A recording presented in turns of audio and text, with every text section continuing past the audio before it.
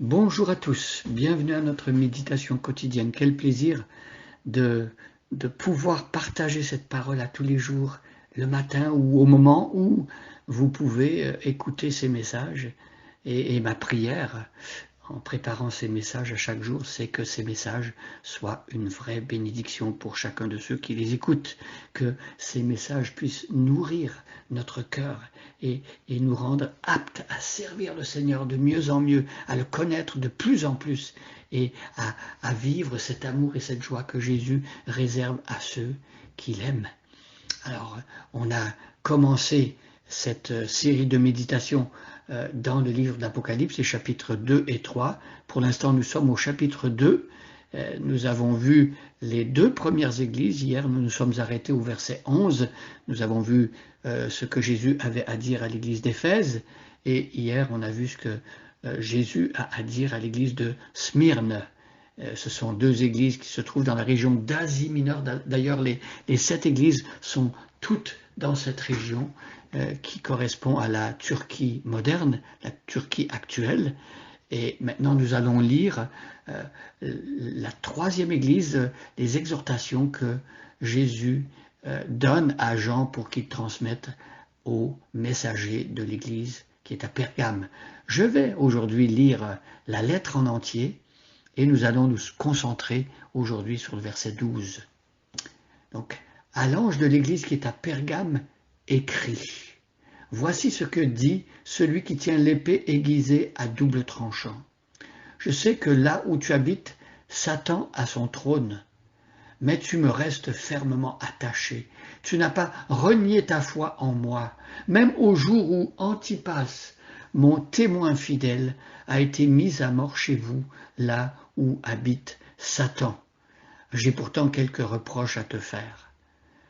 Tu as chez toi des gens attachés à la doctrine de Balaam, qui avait appris au roi Balak à tendre un piège aux Israélites pour les amener à pécher en mangeant des viandes provenant des sacrifices offerts aux idoles et en se livrant à la débauche.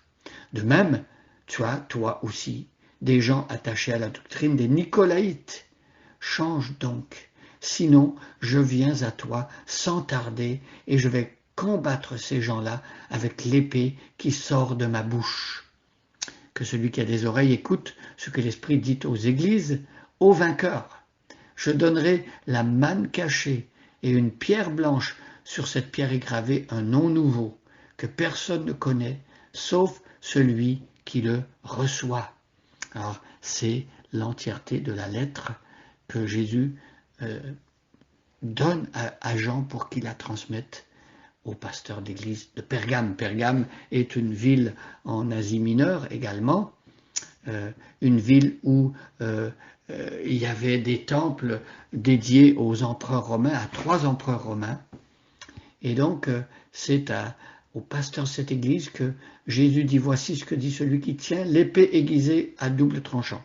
Alors ici, Jésus se présente lui-même qui est la parole incarnée de Dieu, Dieu qui nous parle en faisant de sa personne un messager, on pourrait dire Dieu fait chair, hein, c'est ça l'incarnation.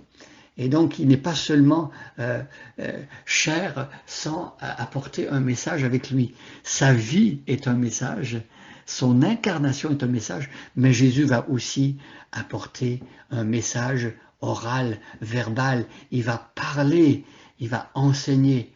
Et donc, il est celui qui tient l'épée aiguisée à double tranchant. Alors ici, on remarque que dans l'Épître aux Éphésiens, au chapitre 6, lorsque l'apôtre Paul décrit l'armure du chrétien, il parle de l'épée de l'esprit. Donc la parole de Dieu qui est comme une épée, c'est une arme offensive qui nous permet de renverser les puissances adverses et de faire connaître la puissance de Dieu à ceux qui écoutent l'Évangile. Mais il y a aussi dans l'Épître aux Hébreux ce texte au chapitre 4 qui nous parle de cette épée à double tranchant qui est la parole de Dieu qui sonde nos cœurs jusqu'à partager entre moelle et os, entre âme et esprit. Donc cette parole que Jésus représente et que Jésus transmet lui-même, qui est la parole de Dieu, eh bien cette parole, elle sonde nos cœurs. Elle nous révèle ce qu'il y a vraiment au plus profond de nous. Alors, la parole de Dieu, lorsqu'on l'entend, et c'est notre objet à nous, à chaque matin, de la partager pour qu'on puisse justement la connaître.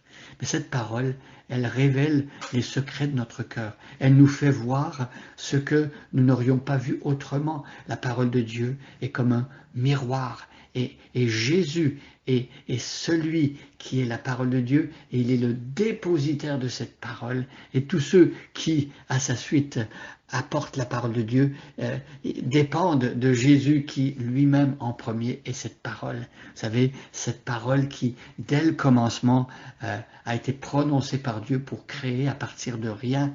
Eh bien, cette parole, que la lumière soit et la lumière fut, eh bien, c'est cette parole, Jésus-Christ, qui produit aussi la lumière spirituelle dans nos vies. C'est lui aussi qui crée la vie nouvelle en nous.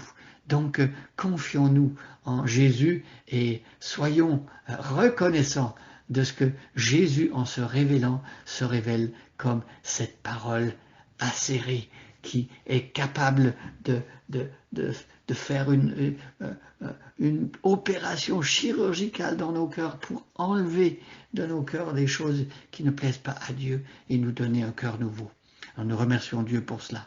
Merci Seigneur, parce que tu es toi-même la parole de Dieu et tu es l'épée aiguisée à double tranchant.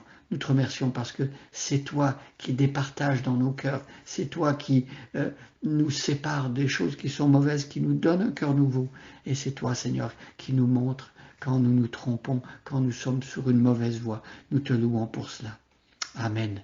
Bonne journée à chacun et à chacune, et soyez bénis.